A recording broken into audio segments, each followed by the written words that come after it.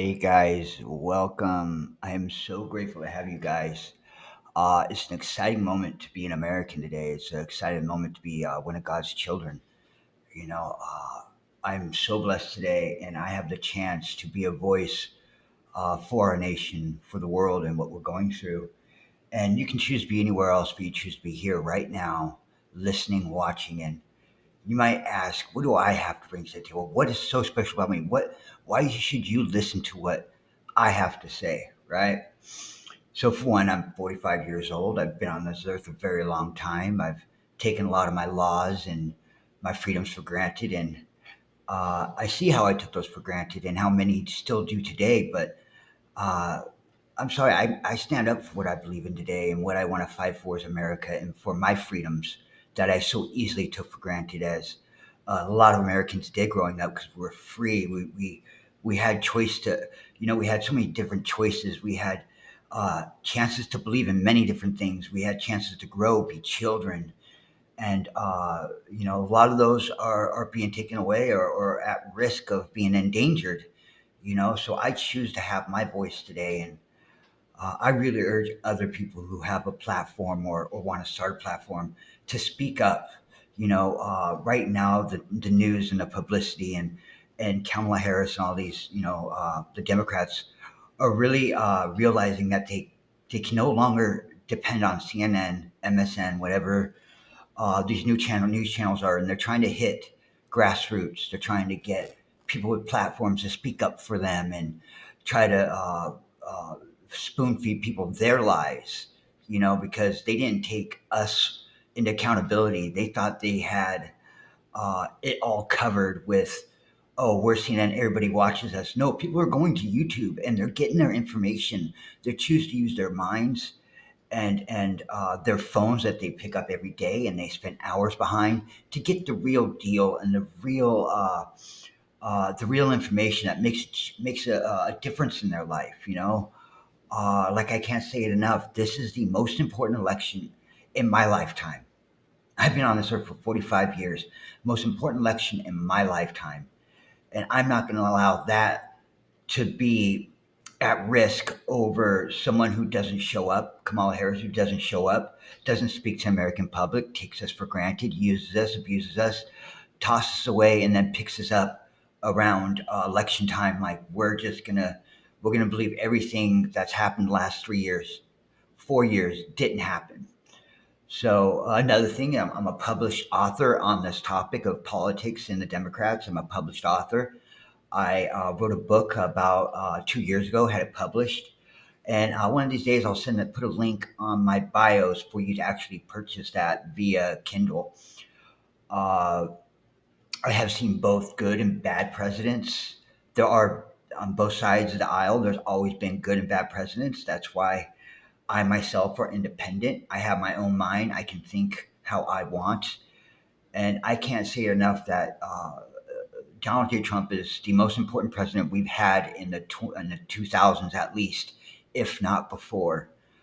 Uh, and like I said earlier, everybody with a voice, a platform, or even just make a short on YouTube about how at risk we are and how Kamala is just lying and spoon feeding us, trying to cater and demoralize a whole culture. Get on there and speak up. You know what I mean? They're trying to really get at people who have a voice. They're afraid of what we have to say and how we feel. Really, they do. So, what we're going to talk about today, guys, and just thank you for listening to me and being receptive. Uh, what we're going to speak on today is Donald J. Trump made not made a he was on an interview with some people from Sturgis motorcycle rally where they have this in where is it in South Dakota. It's a big motorcycle rally where hundreds of thousands of motorcyclists just show up and they just party out and they have fun and that's one of the heartbeats of America, man. The average Joe, the one that Trump really matters to the most. So he went on Fox News, and that's the great thing about him, guys. He goes out to the people, he talks to people as where Kamala Harris hides out in the White House and doesn't want to say anything. Hopefully the news can make her look good. He goes to people. He cares about people. He speaks out. He wants to. He's like the father that everybody wants. You know what I mean? I can't say it enough. He's outspoken. He's strong, and he's a man of integrity. He's a businessman through and through. He to him America not just is his people, but it's his business. It's where he's made his millions. And he wants to see it prosper because if it doesn't prosper, he doesn't prosper, right? Let's just get to the business aspect of that, right? So, anyways, this is going to speak about how the voters, Social Security, how your grandparents who live on nothing but Social Security are struggling right now. Inflation's so high that they're unable to give kids Christmas presents, and they're unable to even go out and buy their cat litter or put food in their house or buy their medicine. That's always been a hot button issue. But Trump will come with a remedy for that. So we're going to listen to this, and I'm going to come at you with a compare and contrast to how the Democrats do taxes and policies to how Trump will do his policies first day in office. All right, guys, check it out. To bring down the cost of energy. Energy is what caused the worst inflation, I think, in the history of our country. I'm going to rewind that, guys, okay? I'm going to rewind that. All right, take it away. You have some people that have some questions for you. I love that. Mr. President, how you doing, Lawrence? Mr. President? We're live from I'm doing Sturgis. good. Say hello to so the people have some questions for you, Mr. President. I want to bring Thank in you. Brett. He was talking about he has his daughter, his grandchildren now living with him, and he says you're concerned about the economy. What is your question for the former president? So, Mr. President, I appreciate you giving our time here. One of Thank the you. big concerns is what are you going to do about bringing down the rent and things like that in the economy? Because out of 8 children that I'm a father and a stepfather to, 5 of them are struggling, and I'm giving them part of my income on a regular basis. Okay, I want to stop this real quick. See, this is what the Democrats would take from this interview, just this first soundbite, is that okay? His kids are living with him. They had to move out of whatever apartment house they were in, move in with him, and they're still struggling. 5, 6 people in a house struggling. He's given part of his hard-earned money. When you leave the house, parents shouldn't have to worry about money for you, anything like that. They should have, given you the ability to provide for yourself, and they can no longer do that now. They can no longer do that. And see, the thing what the Democrats would do is like, oh, 5, 6 people in the same house. Oh, you're saving the environment. You're doing something for the environment. That's not the way people want to. 18-year-old want to stay at home with mom and dad and they want to go off and prosper. They want to go off and have that job and have a business, but they don't want to stay home, you know, eight people in a 3-bedroom house. They don't want that, right? And it hurts his heart. It hurts this man's heart that his kids have the ability, the ablement to go out and do it, but there's nothing there for them. So they have to revert and go back to live with mom and dad. And like I said, the Democrats would be like, "Oh yeah, you know what? That's a good thing. You're help saving the environment. Who doesn't love the environment?" But that's nonsense. All right, keep going. How are you going to make the economy not just the the food and electricity, but bring down the rent prices, the housing prices, so that these kids can survive and Yep. without their parents' help? Such a good question, You're Mr. right. President. You're right. I hear it very well. And I tell you, first of all, I love the people that you're with. I know that I must have at least 99, perhaps 100% of all of them. And I think they're incredible. We are going to drill, baby, drill. We're going to bring down the cost of energy. Energy is what caused the worst inflation, I think, in the history of our country. Food prices are up 50%. Sometimes more. You look at bacon. Bacon is quadrupled. You can't order bacon. You can't order anything. We're living horribly. We have the worst inflation we've probably ever had in our country, and it started because of energy. We're going to drill, baby, drill. And Yeah, that was another thing, guys. Okay, this is Gaia. This is Mother Earth. She's here for us. She wants to give us things, right? The ability to live. And a lot of people look at like fracking that, oh, you're destroying Mother Earth, all that stuff. Uh, you know, That's well and good. That is. Right now, that's not putting food in people's mouths. That's not housing people. That's not giving people the ability to make it to work to make America, uh, you know, to make America prosper. No, we're like dwindling away. Yes, we love them. We love the earth. We love all that. We all know that. But we have to do something. And they're trying to prevent this man from us being self-sufficient, non-reliant on other countries who really could care about less about us. So they give us crude oil at four times the cost it would from doing it from home. It's not like he's going to drill into the earth and just run it amok and turn it into one big oil spill. No, he will do things properly, the right way. He will make sure there's a balance, but he's going to make sure his people, the ones who live on Earth, able to survive and still have the emissions at a certain level. We know that he was in office before they got him out before he could really evolve upon that. But anyways, we're going to keep going here, guys. And that's the thing, guys. We have to realize this. Okay, when you have low gas prices, right? It means shipping's less. Okay, it costs less to fill up your tank to get to work. Be able to commute. Jobs open up because they didn't need people to drive products, right? It's fuels the economy, right? We're no longer working from home because of COVID anymore. People need to get to work. They don't need to be broke, taking out loans to put gas in their gas tank to get to work. It's like being broke enough. You're broke enough to make it to the next paycheck. We shouldn't be living like that, right? He's touching on that, so let's keep going. And then we're going to have China and all of these countries that were treating us good when I was there toward that. I mean, it took me a long time to get them to behave properly.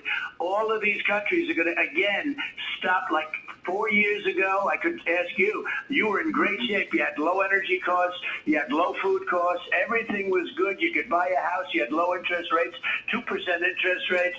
You had gasoline at $1.87. Now it's $5. And by the way, going up very substantially, but you had gasoline at $1.87 a gallon. Nobody talks about that anymore. Nobody even can believe it's going to happen.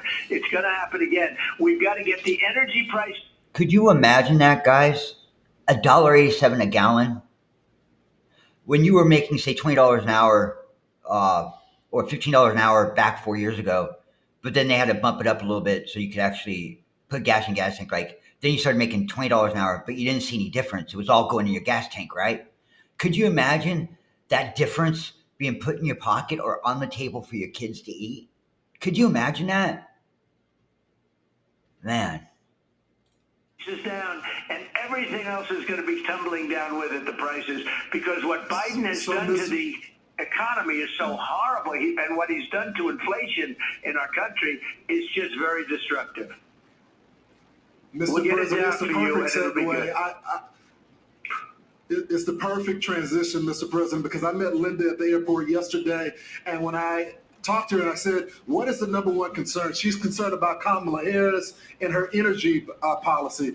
What is your question for the former president? Mr. President, what can we do to achieve a permanent, long-term energy solution to keep us energy independent? Such a great question, Mr. President. It's a great question. It's such an important question. And look, we're run by people that are not smart people, okay? Not smart people. We have more liquid gold, you've heard me say this a million times, under our feet than any other country. Russia, Saudi Arabia, you can add them all up. We have more than anybody. We were energy independent 4 years ago, and now we're begging Venezuela for oil. Venezuela, they don't even have oil. They have tar. You have to take tar, and you have to refine it. It's a terrible process. We have the best, the most beautiful... Yeah, can you imagine that, guys? Okay, we're importing tar into the United States. And then they're having to process all that out. And that goes out into the air, right? That goes all out into the air. So try to compare and contrast that to fracking, try to get it from our earth where we're at. We can regulate that, and we can balance that out. We're taking something from another country, bringing it to our country, processing that, and then ingesting it through our air. But anyways, we're gonna keep going on this because that's to be energy independent. Why do you think all these other countries would love to have America? Would love to have the United States? We have oil reserves underneath us, right? But they want to. It's sort of like this. People have too much invested offshore.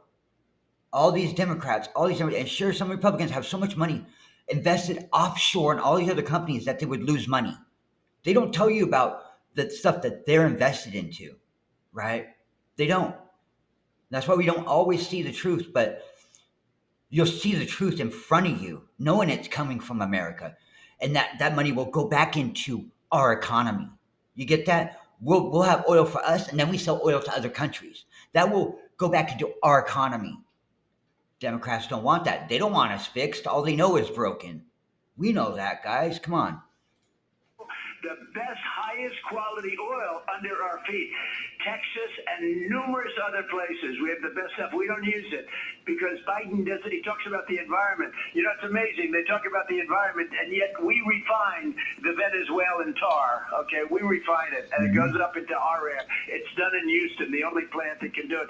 We are going to bring the energy costs down. Everything else is going to be tumbling, and we don't need energy from any other country. And we have to fill up the strategic reserves again. It's down. It's the lowest number it's ever been. He's using the strategic reserves, which is meant for military. Isn't that kind of weird? You get that? We're going to depend on all these other countries for oil, and we have it at home. We're using that up so so the inflation on gas doesn't get any higher. That's not by chance. Use our military fuel, and then we rely on other countries. Do you get that, guys? I can't say it enough, but the Democratic Party, if they could sell off America today, they would. I'm not joking. I can't say it enough, guys. And and I want to say not all want to, but the way it's been looking and how they've looked after our country these last 3 years, and the levels they've allowed us to get to these last 3 years, and they're still on board going down with the ship.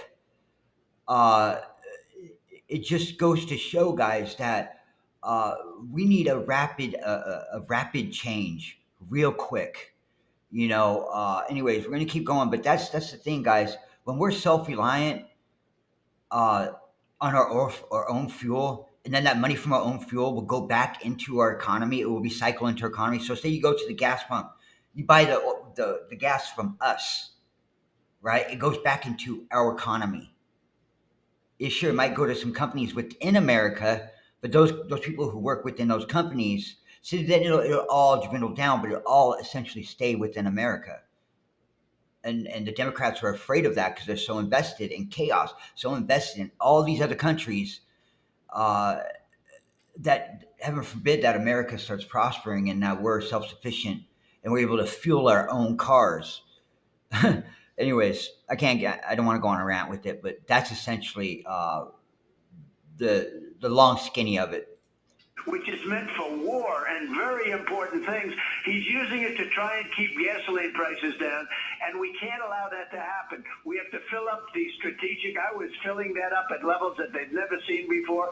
We have to fill up the strategic reserves immediately. We can't let people use Yeah, that. so basically, if we were attacked and we were to go to war on our own soil, and we're dependent on another country for all our gas and all our oil, and we run out of our reserves of gas here, and we did that back in the Carter days. We ran out of gas. People had to show up, have a ticket, and they were rationed out gas. Okay, so imagine we go to war here on the home front, right? And we have no gas. We're dependent on Saudi Arabia, but since we're unable to get gas to America because we're in a war, right? And Saudi Arabia won't provide us with oil for us. You get what I'm saying, guys? I really hope people who are so stuck on the Democrats really see through this shenanigans. Imagine China, parachuting down our front lawn and we're having to fight them on our own turf, but we have no gas to drive our tanks or our Hummers. We're sitting ducks, dude. We're sitting ducks, and that's the way the Democrats would like that. Anyways, let's keep going here. To fill the car. We will have the energy prices to a point where they're as low or lower than they were 4 years ago. But remember, I had you down to $1.87 a gallon, and that was beautiful. They were good times. Thank you. Mr. President, it was a good time. I drive a big truck, so I remember that.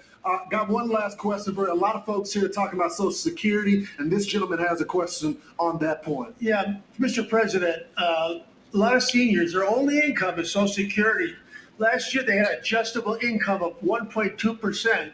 Meanwhile, inflation was probably 7% or higher. How about making it mandatory, whatever inflation is, that would be the income for the Social Security instead of this 1.2% pathetic adjustment? Mr. President?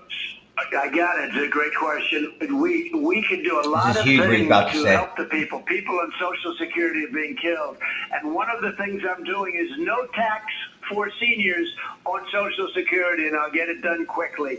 No tax for seniors on Social Security. And for all your waiters and waitresses and everybody else out there, drivers, we're not going to have any tax on tips. No tax on tips. Could you imagine that, guys? Okay, your grandma who's struggling can't even buy her cat litter. You walk in the house and the house smells like urine, right? You know that. And she has to choose whether to eat, get her pills, or buy cat litter, right? You know, you always sit at home. Is she going to be okay? Is she hungry? I need to drive over there tomorrow and see if she has anything, right? And you know, grandma and grandpa want to be self reliant. They want to buy their kids Christmas presents, birthday presents, right? They don't want that people to know they're struggling. And that's the way it should be. They should not have to struggle for anything, right? They built America. They helped build America. They raised us, right? They should be cared for and treated like gold, right? So Trump, and he's a man, you know what he's going to say he'll do. Okay, he is going to no taxes on their Social Security. You get what I'm saying? At the end of the year, yes, if they have to pay money on their taxes at the end of the year on top of it all, right? No taxes on that. Instant benefit. And then those who rely on driving for Amazon, or not Amazon, but driving for what is that? You deliver food. You work at a restaurant. You get tips and all that. No tax on your tips, right into your pocket. No taxes on your tips. This man, he knows how to stimulate the economy the right way. You get what I'm saying? Because I've worked in the food industry where my tips were taxed on my paycheck, right?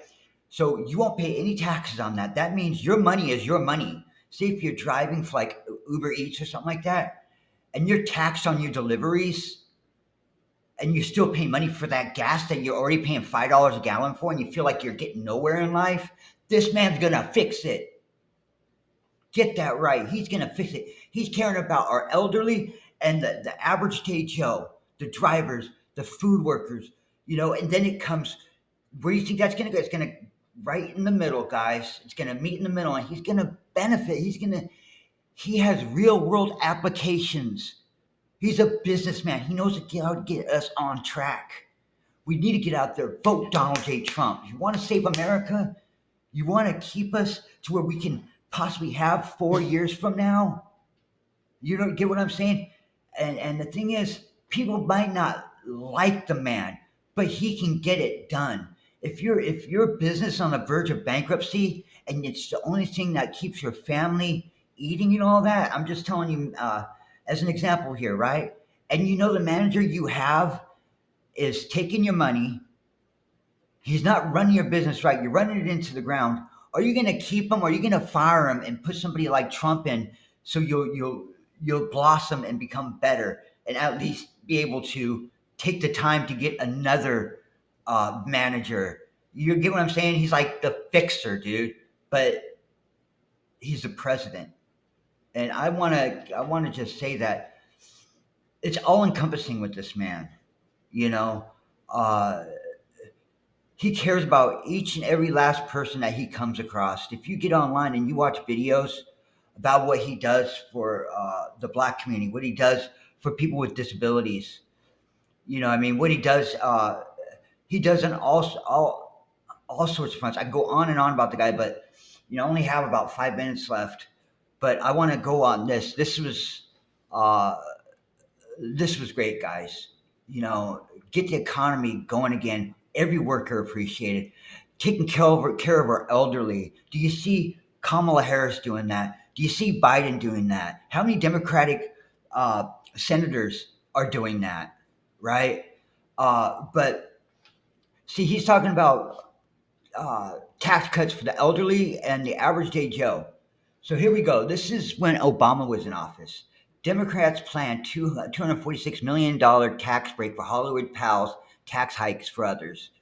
And this goes on to pretty much say that 1 year when Obama was in office, he passed tax cuts for Hollywood, the Hollywood elite, right? When they brought $1 billion into the box office receipts that year, right? Uh, that 1 year, 1/4 of that was tax breaks, and then they could write off half of that $1 billion into budget costs, right? And they'd get that money back. See, that's what the Democrats do. They don't say it, right? But they give tax cuts to the ones like Hollywood. That's where Hollywood goes out and they want everybody to vote Democrats because that's where their money is. Their tax cuts. They get it from them, right? That's what the Democrats do, and they don't. Nobody talks about it, but that's the compare and contrast I talked about. Here's Trump talking about tax cuts, pay no taxes for delivery drivers, for restaurant workers who depend on tips, right? And then the elderly who have to choose whether they're going to eat for the day, put a roof over their head, or be able to live, let alone drive, right? So this really gets out there, man. That's what Trump does, right? And the Democrats, they're a hot mess right now, guys, and they have been for a very long time. A lot of people have not questioned what they do. They just take everything at face value, right? And I urge those who have a platform to speak up. Take that chance. Even if you don't think you're being heard, you are. People are scrolling their phones, they're seeing it. And that's what the Democrats don't want. That's what Kamala Harris don't want. Us getting a voice out there for people who look at their phones to sit back and do further investigation. Do investigations on this. I'm telling you, that's when Obama was in office. That's all this is out there for you to see. Do your due diligence. It's there. And this was from the Libertarian. What was it? February 3rd, 2009. But that's just why the media and the Hollywood actors and all that love the Democrats so much. They'll give them tax break after tax break, right? When their money from all those actors and stuff, right, could have went into the community. California went dead broke. This was about 8 years ago. Dead broke. They were handing out IOUs, right? IOUs for people on welfare, but yet the actors are making all these millions of dollars, right? That could have helped stimulate their economy, and the Democrats love telling you, oh, if we were to tax the 1% and all that, where were they when they could have taxed their 1% within their state? They didn't. They gave them tax breaks. So let's get this checked. Let's get out there and vote. Stand and be accounted for. Democrats are afraid of your voice. Kamala Harris and Biden are afraid of your voice. All right, you're the real people. That you count. Your vote this year counts more than ever. All right, guys. God bless. Put God first. Jesus is our Savior. Thank you so much for showing up and being with me today, guys. God bless you all. God bless America. Bye.